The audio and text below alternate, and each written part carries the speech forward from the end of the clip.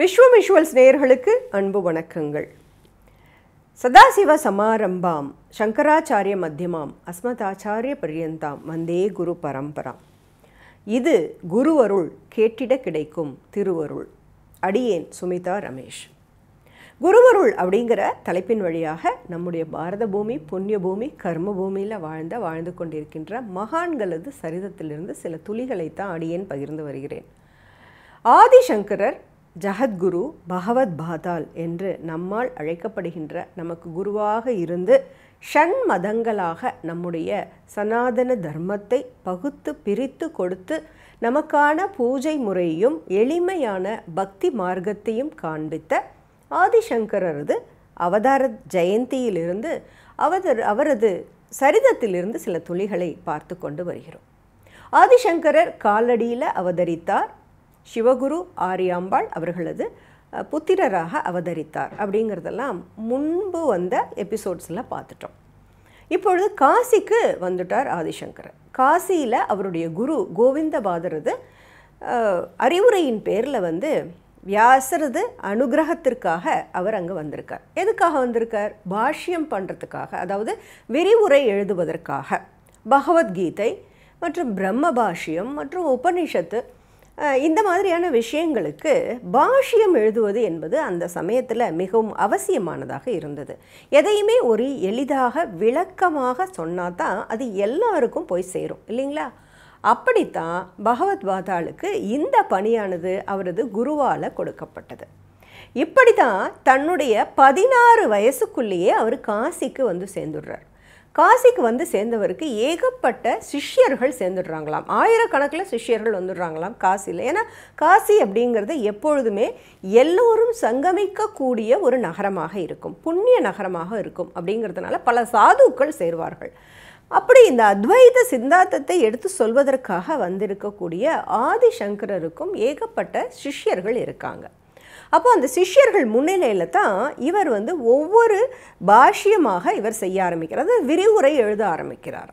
அப்படி ஒரு முறை ஒரு சிறுவனை அழைத்து சரஸ்வதி பண்டாரத்திலிருந்து ரொம்ப ஒரு சின்ன நூலாக இருக்கக்கூடிய ஒரு நூலை எடுத்துட்டு வா, அதுக்கு நான் விரிவுரை எழுதுவதற்காக இருக்கிறேன் அப்படின்னு சொல்கிறார் ஆதிசங்கரர். அப்பொழுது அந்த சின்ன பையன் போகிறாராம். சரஸ்வதி பண்டாரம் அப்படிங்கிறது அன்றைய காலத்தில் இருந்த லைப்ரரிக்கான பெயர், நூலகம், அதற்கான பெயர் தான் சரஸ்வதி பண்டாரம். அப்படிங்கிறது நிறைய ஏட்டுச்சுவடிகளாக இருக்கலாம், சான்ஸ்கிரிட்டில் இருக்கக்கூடிய பல சுவடிகளின் ஒரு கோர்வையாக இருக்கலாம், நிறைய அடுக்கி வச்சிருக்கலாம். அப்படிங்கிறது ஒரு நமக்கு புரிஞ்சிக்கக்கூடிய ஒன்றா இருக்குது. அப்படி இருக்கக்கூடிய சரஸ்வதி பண்டாரத்திற்கு இந்த சின்ன பையன் போய் பார்க்குறான். அந்த பையன் கையில் திரும்பி வரும்பொழுது விஷ்ணு சகஸ்ரநாமம் அப்படிங்கிற அந்த சுவடி தான் அந்த பையன் கொண்டு கொடுக்குறான்.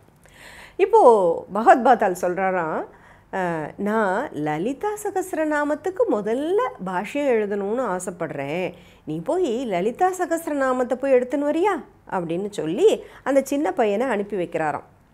இந்த சின்ன பையன் போயிட்டு திரும்ப விஷ்ணு சகஸ்ரநாமத்தையே கொண்டு கொடுக்குறார்.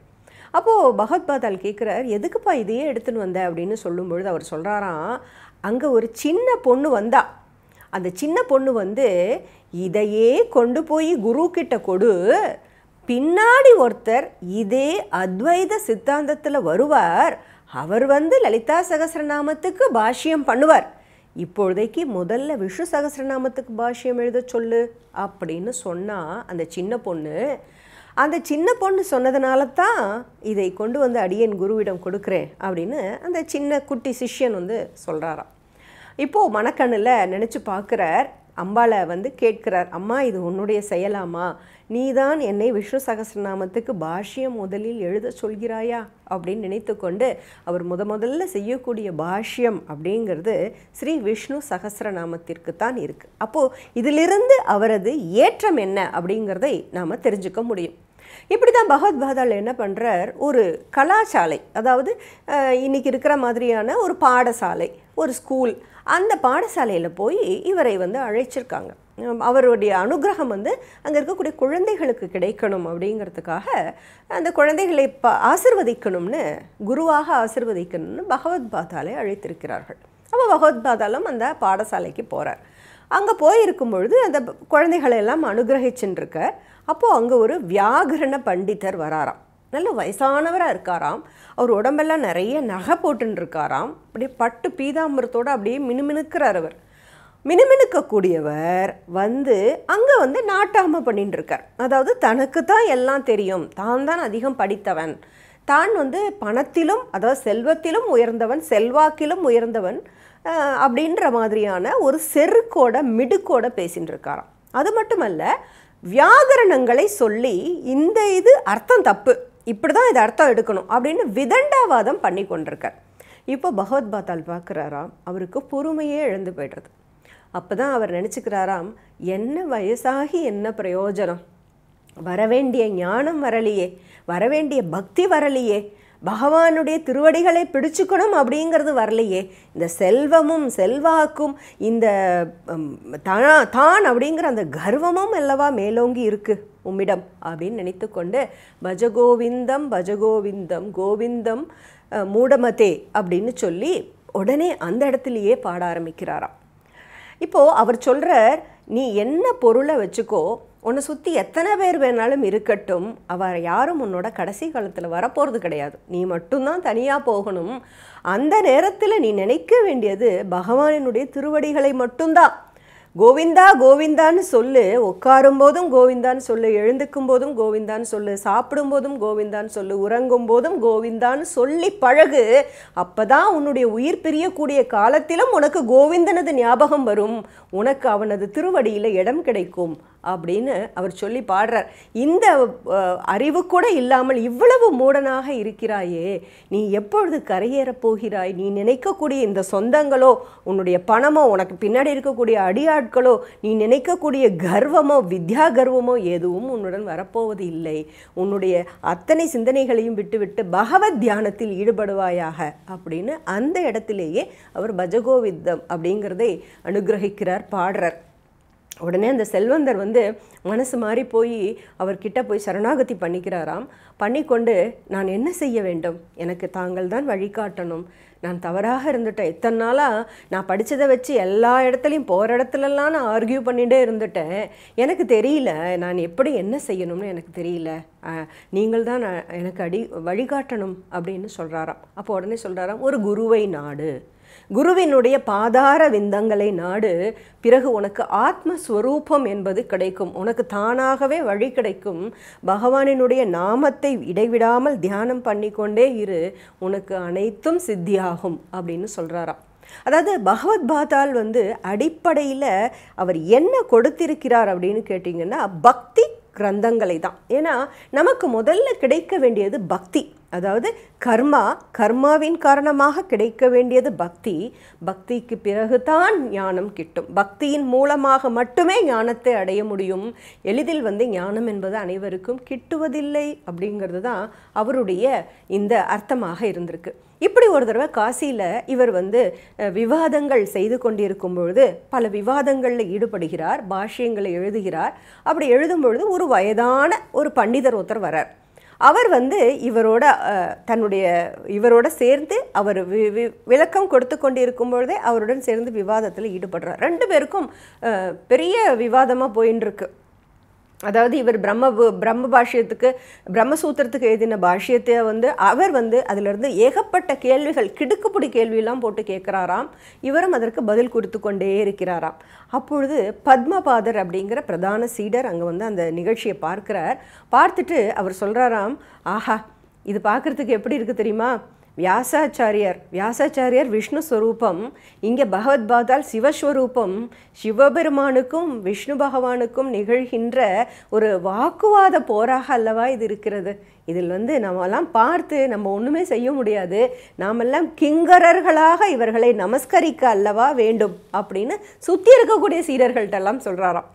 அப்போது இவர் சொல்வது அங்கே பகவத் பாதாளுடைய காதில் விழறதான். விழுந்த உடனே அவர் வியாசாச்சாரியரை பார்த்து சிரிக்கிறாராம். அப்பொழுது அங்கு அந்த பண்டிதராக வந்தவர் வந்து ஸ்வரூபம், வியாசராக தன்னுடைய ஸ்வரூபத்தை காட்டி கொடுக்கிறார் பகவத் பாதாளுக்கு. இது நடக்கிறது காசியில். அப்போ தன்னுடைய ஸ்வரூபத்தை காமிச்சு கொடுக்கிறார். அப்போ பகவத்பாதால் வணங்கி நிற்கிறாராம். தங்களது இஷ்டப்படியே, தங்களது சித்தத்தின்படியே, தங்களது ஆணையின்படியே அடியேன் இந்த பிரம்மசூத்திரத்திற்கு பாஷ்யம் எழுதிவிட்டேன், இதில் ஏதேனும் குறை இருக்கிறதா அப்படின்னு கேட்கிறாராம். அப்போ வியாசர் அங்கே ஆசீர்வதித்து சொல்கிறாராம், ஒரு குறையும் இல்லை, பலவிதமான கேள்விகளையும் கேட்டு உன்னை நான் சோதித்து விட்டேன், நீ பரிபூரணமாக எனக்கு திருப்தி தரக்கூடிய வகையில் இதை நீ செய்திருக்கிறாய், அதனால் எனக்கு எந்த குறையும் இல்லை அப்பா, இது அப்படியே அனைவராலும் ஏற்கப்படட்டும் அப்படின்னு ஆசீர்வதித்து விட்டு மறைந்து விடுகிறார்.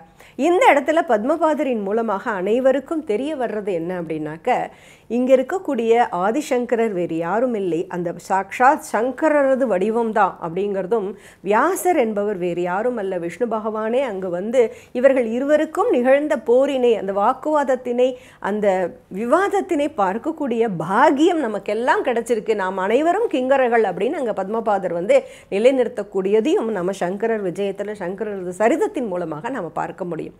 இப்படி இருக்கக்கூடிய ஆதிசங்கரர் ஒரு முறை கங்கைக்கு ஸ்நானம் பண்ணுறதுக்காக போகிறார்.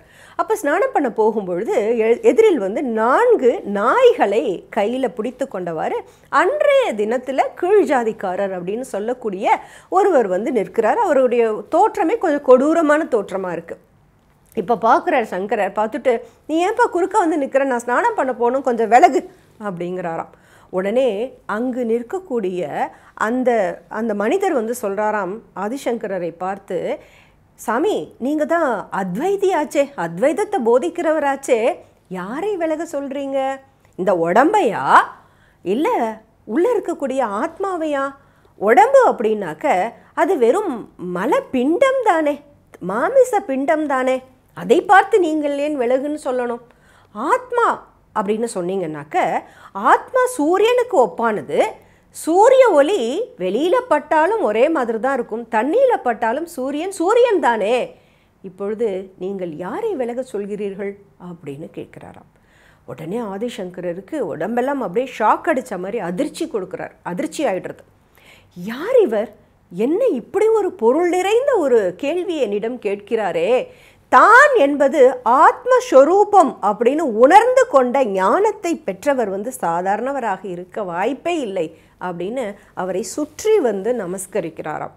நமஸ்கரித்து விட்டு அங்கேயே தன்னுடைய சீடர்களை பார்த்து சொல்கிறார், இவர் சாதாரணமானவர் அல்ல, இவர் நமக்கு போதிப்பதற்காக வந்திருக்கிறார். நாம் ஒரு விஷயத்தை தெரிஞ்சுக்கணும், எவன் ஒருவன் இது தன்னுடைய உடம்பினை ஆத்மஸ்வரூபம் என்று எண்ணுகிறாரோ, நான் என்பதே ஆத்மா என்று எவர் உணர்கிறாரோ அவரை நாம் குருவாக ஏற்றுக்கொள்ள வேண்டும் அப்படின்னு உடனே அங்கேயே ஒரு ஸ்லோகத்தை சொல்லி அவரை நமஸ்கரிக்கிறார். அப்போது வந்தது வேறு யாருமே இல்லை, காசி விஸ்வநாதர் தான். விஸ்வநாதரே அங்கு 4 நாய்களையும் 4 வேதங்களையும் 4 நாய்களாக தன்னுடைய கைகளில் பிடித்து கொண்டு அங்கு 4 வேதங்களுடன் அங்கு விஸ்வநாதரே காட்சி கொடுக்கிறார். சிவபெருமானே காட்சி கொடுக்கிறாராம் ஆதிசங்கரர் முன்பாக.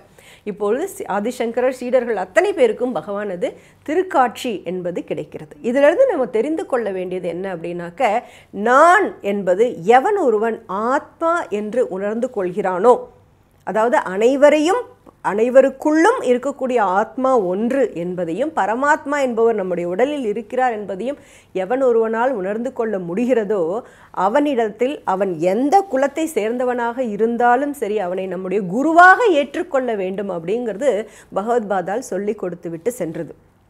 இதை தான் பின்னாடி வந்த அத்தனை பெரியோர்களும் ஆன்மீக பெரியோர்களும் சொல்லி கொடுத்துருக்காங்க. யார் என்னன்னு பார்க்காத, அவன் பக்தனாக இருக்கிறானா, அவன் மனதில் இறைவன் இருக்கிறாரா என்று பார், அவன் பக்தியோடு இருக்கிறானா, அவன் தன்னுடைய ஆத்மஸ்வரூபத்தில் இறைவனை காண்கிறானா, ஆத்மா என்பதுதான் நான் அப்படி என்கிறதை உணர்ந்தவனாக இருக்கிறானா, அப்படின்னா அவனை குருவாக ஏற்றுக்கொள், அவனை அடியாருக்கு அடியாராக இருப்பதில் எந்த தவறும் இல்லை என்பதைத்தான் பின்னாளில் வந்த ஆன்மீக பெரியோர்களும் நமக்கு சொல்லிக் கொடுத்து சென்றிருக்கிறார்கள். இன்னும் ஒரு அற்புதமான ஆதிசங்கரர் சரிதத்திலிருந்து நாம் தெரிந்து கொள்ள வேண்டியது இருக்கிறது. அதை அடுத்த எபிசோடில் பார்க்கலாம். அதுவரை நன்றி, வணக்கம்.